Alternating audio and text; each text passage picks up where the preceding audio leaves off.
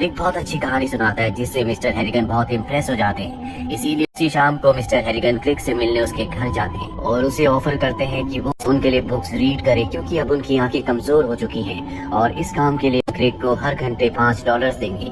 Craig उनके इस offer को एक्सेप्ट कर लेता है और अब वो मिस्टर हैरिगन के घर जाता है जो एक महल की तरह होता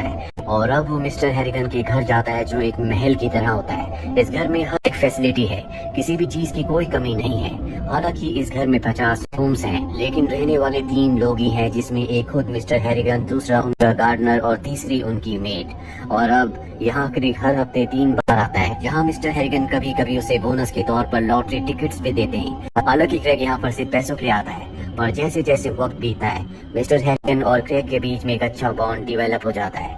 5 साल बीत जाते हैं और अब मिस्टर हैरिगन के बारे में क्रेग और भी जानना चाहता है। इसीलिए एक दिन इंटरनेट कैफे जाता है, गूगल में उनके बारे में सर्च करता है। उसे पता चलता है कि मिस्टर हैरिगन एक बहुत बड़े बिजनेसमैन थे, लेकिन उनका बिहेवियर अपने वर्कर्स के साथ बहुत ही रूड था। उनके वर्कर्स उनसे इतना परेशान थे कि कुछ लोगों ने उनकी वजह से अपनी जिंदगी को पूरी तरह से तबाह कर दिया। हालांकि क्रेग ने सब कुछ उनके बारे में पढ़ लिया है, लेकिन क्रेग का जो उनके प्रति व्यू होता है वो अब भी ज्यों का त्यों है। क्रेग के लिए वो एक बहुत ही अच्छे और भले इंसान है। अब क्रेग क्योंकि टीनेजर हो चुका है, इसीलिए वो हाई स्कूल में एडमिशन लेता है, जहाँ पर कैनी नाम का एक लड़का उसे बुली करता है। वो कहता है कि तुम्हें मेरे जूतों को साफ करना होगा। क्रेग ऐसा करने से साफ साफ मना कर देता है। इससे पहले कि कैनी उसे और भी बुली करता है, यहाँ पर साइंस की टीचर आ जाती है, जिस वजह से कैनी वहाँ से चला जाता है। और अब यहाँ पर क्रेग के साथ जो कुछ हुआ था वो सारी बातें मिस्टर हैरिगन से डिस्कस करता है। मिस्टर हैरिगन कहते हैं कि जो लड़के तुम्हें बुली करते हैं तुम्हें उन्हें नरमी से नहीं बल्कि सख्ती से डील करना चाहिए, चाहे वो तुम्हारा स्कूल हो, कोई ऑफिस हो या बिजनेस हो। अब क्रेग को हाई स्कूल में कुछ दिन हो चुके हैं। वो देखता है कि हाई स्कूल में जितने भी बच्चे हैं वो अपने स्मार्टफोन के हिसाब से डिवाइडेड हैं। जिनके पास सैमसंग के फोन है वो अलग कैटेगरी में है, जिनके पास नोकिया के हैं वो अलग कैटेगरी में है, और जिनके पास आईफोन है उन्हें कुछ समझा जाता है। इसीलिए क्रेग घर जाकर अपने पिता से कहता है कि मुझे भी आईफोन चाहिए, और उसके पिता साफ साफ मना कर देते हैं। वो कहते हैं कि तुम्हारी उम्र फोन चलाने की नहीं बल्कि स्टडी करने की है, तुम्हें अपनी स्टडीज पर ध्यान देना चाहिए। मिस्टर हैरिगन जो उसे बार बार लॉटरी की टिकट देते हैं, आज जब वो उस टिकट को स्क्रैच करता है तो उसमें $3000 का इनाम होता है, जो देखकर वो बहुत खुश हो जाता है। उसके पिता भी अब उसके लिए आईफोन ले आते हैं, क्योंकि आज क्रिसमस का डे है और क्रिसमस डे पर उसके पिता उसे आईफोन देते हैं। वो अपने पिता के गले लग जाता है। फोन से सबसे पहले कॉल वो मिस्टर हैरिगन को करता है और कहता है कि आपने जो मुझे लॉटरी टिकट दिया था उसमें मैंने $3000 का इनाम जीता और मुझे मेरा पहला आईफोन मिला। अगले दिन जब क्रेग स्कूल जाता है तो वो अपने सभी दोस्तों को अपना आईफोन दिखाता है। इसके बाद वो कैफेटेरिया जाता है, जहाँ पर उन बच्चों का ग्रुप है जिनके पास आईफोन्स है। यहाँ पर जेनिफर नाम की लड़की भी बैठी होती है जो कि उसका क्रश है। इसके बाद यंग क्रेग की आवाज सुनाई देती है जो अपनी बचपन की कहानी सुना रहा होता है। वो बताता है कि धीरे धीरे मैं समझ पाया कि मेरे बिना मेरे पुराने एम्प्लॉयज अकेले और हेल्पलेस हैं और मैं भी उनके बिना हेल्पलेस हूँ। अब टीनेजर क्रेग डिसाइड करता है कि वो मिस्टर हैरिगन को एक आईफोन गिफ्ट करेगा, ताकि वो उन्हें न्यू टेक्नोलॉजी से इंट्रोड्यूस करवा सके, साथ ही कभी भी उनसे बात कर सके, क्योंकि क्रेग को मिस्टर हैरिगन से बात करना बहुत अच्छा लगता है। जल्दी वो मिस्टर हैरिगन के लिए एक आईफोन खरीदता है। वो आईफोन मिस्टर हैरिगन को देने के लिए जाता है, लेकिन वो एक्सेप्ट करने से मना कर देते हैं। वो कहते हैं कि मुझे इसकी आदत लग सकती है, पर क्रेग के समझाने के बाद वो आईफोन को एक्सेप्ट कर लेते हैं और अब वो ज्यादा से ज्यादा वक्त आईफोन के साथ ही बिताते हैं। सीधे बुक्स में उनका इंटरेस्ट बहुत कम हो जाता है। वो पूरा दिन आईफोन ही चलाते रहते हैं। वक्त बीतने के साथ उनकी तबीयत बहुत ज्यादा खराब हो जाती है, यहाँ तक कि उन्हें ऑक्सीजन मास्क भी पहनना पड़ता है। क्रेग अगले दिन जब अपने रूटीन के हिसाब से उन्हें बुक रीड करने के लिए जाता है तो देखता है कि मिस्टर हैरिगन अब इस दुनिया में नहीं रहे। वो घर पर अकेले थे, क्योंकि उनके दोनों हाउसकीपर छुट्टी पर थे। क्रेग अपने पिता को कॉल करता है। उसके पिता कहते हैं कि जब तक हेल्प नहीं आती तुम वहीं पर रहो। क्रेग की आंखों में आंसू होते हैं, क्योंकि आज उसने अपने सबसे अच्छे दोस्त को खो दिया। हालांकि उसे पता है कि वो इस दुनिया में नहीं रहे, लेकिन फिर भी वो उनके लिए बुक रीड करता है। और अब कम्युनिटी में कुछ लोग आते हैं जो उनके फ्यूनरल की तैयारी करते हैं। चर्च में सब इकट्ठा होते हैं, जहाँ पर क्रेग उनके लिए एक बार फिर से बुक रीड करता है। हालांकि ऐसा करने में उसे बहुत तकलीफ हो रही होती है, क्योंकि वो मिस्टर हैरिगन के जाने से बहुत दुखी है। बुक रीड करने के बाद मिस्टर हैरिगन के पास जाता, चुपके से उनके आईफोन को उनकी जेब में रख देता है। इसके बाद वो अपने पिता के साथ चर्च से निकल जाता है। तभी वहाँ पर मिस्टर हैरिगन का पर्सनल फाइनेंस मैनेजर आता है और बताता है कि मिस्टर हैरिगन ने अपनी वेल्थ में से $8 लाख क्रेग के नाम किए हैं, ताकि वो अच्छी एजुकेशन प्राप्त कर सके।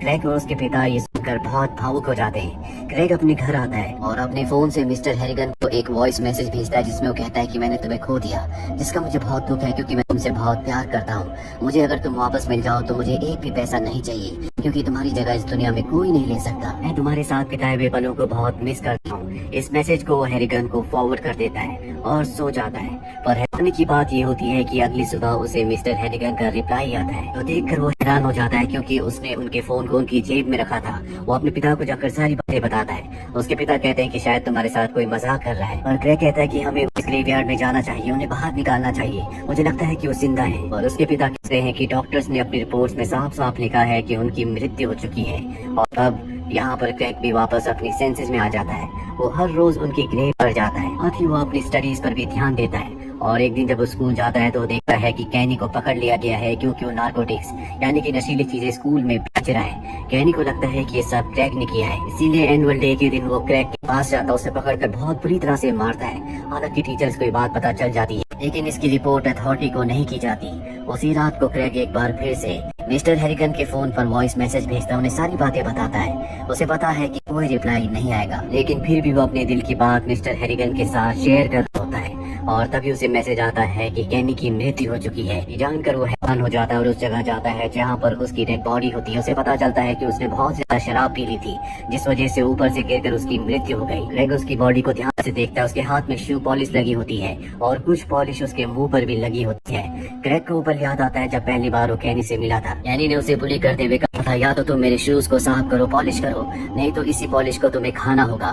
और अब वही चीज कैनी के साथ हुई होती है। ग्रेग को पूरा विश्वास है कि ऐसा मिस्टर हैरिगन की आत्मा ने किया है, इसीलिए वो इस चीज को और भी इन्वेस्टिगेशन करने का फैसला करता है। वो मिस्टर हैरिगन की एक पुरानी एम्प्लॉय के पास जाता है और उससे इन्वेस्टिगेशन करता है। उसे पता चलता है कि इस एम्प्लॉय ने मिस्टर हैरिगन की कंपनी में चोरी की थी, जिसके बाद उसे निकाल दिया गया था। और हैरानी की बात ये होती है कि कुछ दिनों के बाद इस एम्प्लॉय की भी मृत्यु हो जाती है। ग्रेग को पूरा विश्वास हो चुका है कि मिस्टर हैरिगन की आत्मा एक ईविल आत्मा है, इसीलिए वो उस फोन को, जिस फोन से वो मिस्टर हैरिगन को वॉइस मैसेजेस करता है, उसे एक बॉक्स में रखकर बंद कर देता है। अब उसका हाई स्कूल कंप्लीट हो चुका है, इसीलिए वो जर्नलिज्म करने बोस्टन चला जाता है। सब कुछ उसकी जिंदगी में अब नॉर्मल है। तभी एक दिन उसके पिता का उसे कॉल आता है, जो उसे बताते हैं कि तुम्हारी हाई स्कूल की टीचर, जिससे तुम बहुत क्लोज थे, उसकी कार एक्सीडेंट में मृत्यु हो गई। ग्रेग को सुनकर बहुत दुख होता है क्योंकि उसकी टीचर ने बचपन से लेकर अब तक उसे हमेशा सपोर्ट किया था।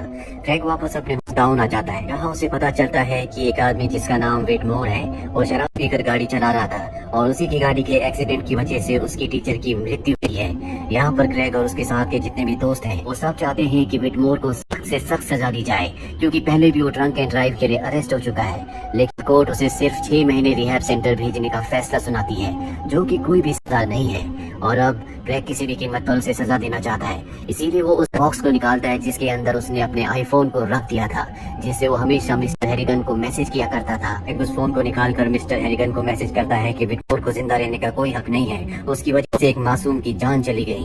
और अब ग्रेग को पता चलता है रिहैब सेंटर में विटमोर की शावर लेते हुए मृत्यु हो गई। और अब ग्रेग अपने आप को विटमोर की और कैनी की मृत्यु का कारण समझता है। इसी पर वो मिस्टर हैरिगन के घर जाता है ताकि उसे सुपरनैचुरल एक्टिविटीज का कोई सबूत मिल सके, लेकिन उसे कोई सबूत नहीं मिलता। इसके बाद वो मिस्टर हैरिगन के क्लोसेट को खोलता है, जहाँ पर उसे मिस्टर हैरिगन के बचपन की एक फोटो मिलती है। साथ ही उसे ये भी पता चलता है कि जिस तरह से बहुत कम उम्र में उसने अपनी मॉम को खो दिया था, मिस्टर हैरिगन ने भी अपनी मॉम को खोया था। और एक यही कारण था कि मिस्टर हैरिगन ने उसे लीडर के तौर पर चुना था। ये सवाल उसकी जिंदगी का सबसे बड़ा सवाल था, क्योंकि वो जानता था कि इस शहर में उससे बहुत बेहतरीन रीडर्स हैं, लेकिन फिर भी मिस्टर हैरिगन ने उसे ही क्यों चुना। उसे अपने सवाल का जवाब मिल चुका है। इसके बाद वो मिस्टर हैरिगन की ग्रेव पर जाता और कहता है कि आपके जो और टेक्स्ट मैसेजेस थे, मैं उन्हें पहले नहीं समझा था, लेकिन अब मैं समझ चुका हूँ। उन मैसेजेस का मतलब था कि मुझे आपकी स्पिरिट को जाने देना होगा, मुझे आपसे कांटेक्ट नहीं करना होगा। दरअसल मिस्टर हैरिगन उसमें अपना रूप देखते थे, उसकी केयर करते थे, इसीलिए उनकी स्पिरिट उसके मैसेजेस का रिप्लाई किया करती थी। इसके बाद ग्रेग अपनी मॉम की ग्रेव पर भी जाता है, जहाँ पर वो बचपन से नहीं किया। वहाँ जाकर वो बहुत रोता है और अब वो लेक के पास जाता है, जहाँ पर वो अपने पहले आईफोन को, जिससे मिस्टर हैरिगन को हमेशा वॉइस नोट भेजा करता था, उसे लेक में फेंक देता है। हालांकि वो अपने नए फोन, जो कि उसका एग्जिस्टिंग फोन है, उसे भी फेंकना चाहता है, लेकिन शायद आज की दुनिया में बिना फोन के कोई भी काम नहीं हो सकते, इसीलिए वो अपने फोन को नहीं फेंकता। इसके बाद हमें उसकी आवाज सुनाई देती है। वो कहता है कि जब भी मुझे दफनाया जाए तो मेरी जेब पूरी तरह से खाली रहे, उसमें कोई फोन ना हो। इसी के साथ ही फिल्म, ये कहानी यहीं पर खत्म।